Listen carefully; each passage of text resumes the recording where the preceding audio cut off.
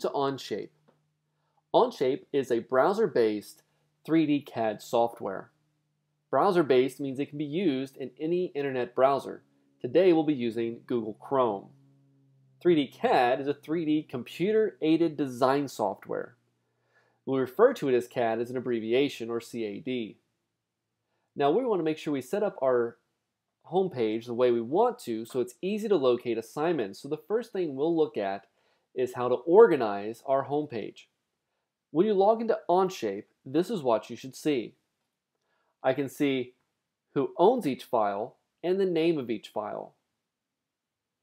Now in order to create anything, I have to go to the Create button. Under Create, you'll see I have the option to create a document, a folder, or I can import files or import from a service. Well, when we create documents, this is where we'll create our 3D images. Folders will help us keep things organized. I strongly suggest you use a folder for every object. As an assignment, we'll have a special name and may require the creation of numerous objects. So I'm going to create a new folder, and I will name this one Activity 1.2.2. As this activity holds multiple objects and will require the use of advanced organization skills. So I'll hit Create, and I create a folder.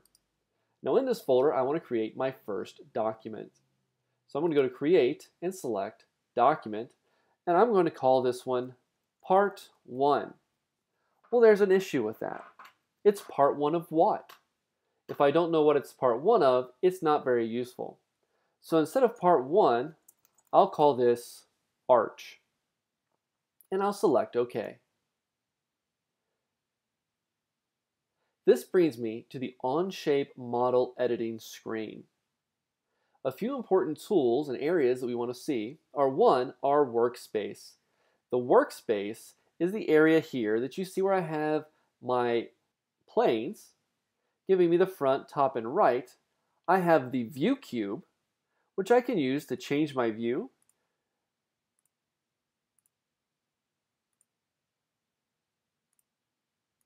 But I prefer this view as it is a proper isometric.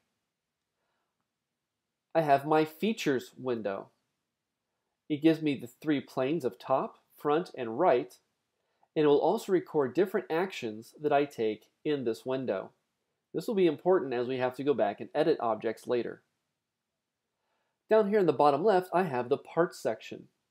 In the future, we'll work with assemblies, and I will be able to see the list of the different parts that I have in my assembly. Here we have our toolbar. We have the ability to create a sketch, to redo an action or undo an action. The Extrude tool.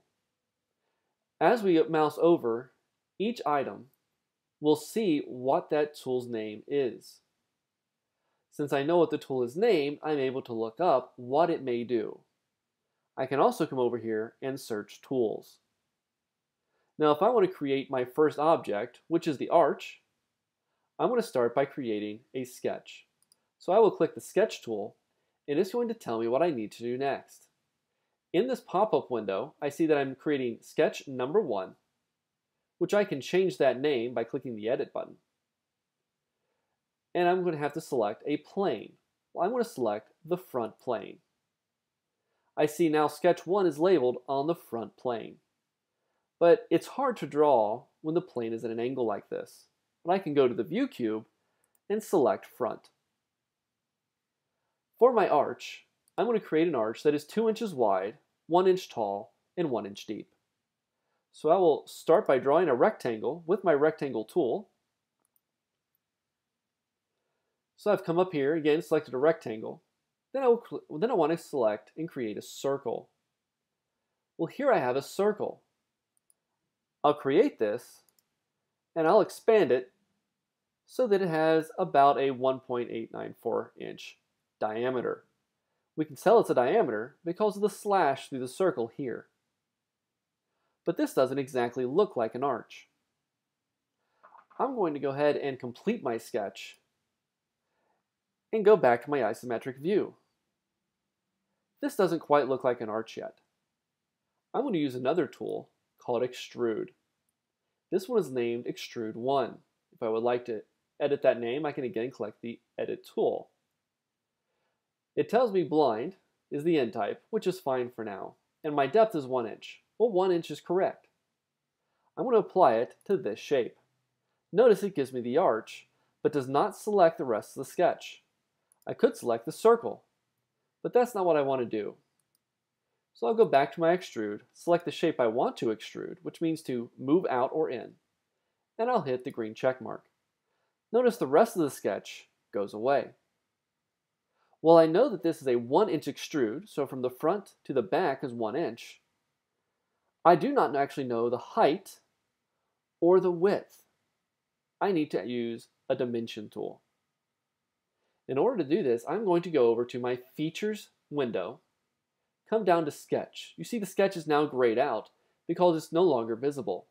The slash through the eye means that you can no longer see the sketch. I'm going to right-click on the sketch and choose Edit. This shows my sketch again. It also gives me back all of my sketching tools. I'm going to go to the front view on the view cube, and I'm going to select the dimensioning tool. If we scroll across, we'll find dimension.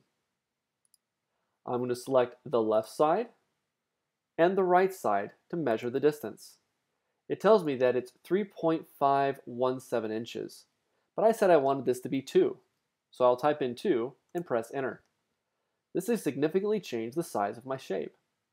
I also want to make sure that it's 1 inch tall, so I will click the top and the bottom to measure that distance. I want to change this to 1. It is now 1 inch tall and 2 inches across. Well, I want to change the diameter of my circle, so I'll click on the edge of the circle. Right now I see it's 1.078792. Well, I want to make it a simpler number. I'm going to make it 1. And it's changed the diameter. I now know I have the correct width and height. I'm going to hit the green check mark, and notice my shape has been automatically adjusted. This is how to create an arch and a review of the basic tools on Onshape.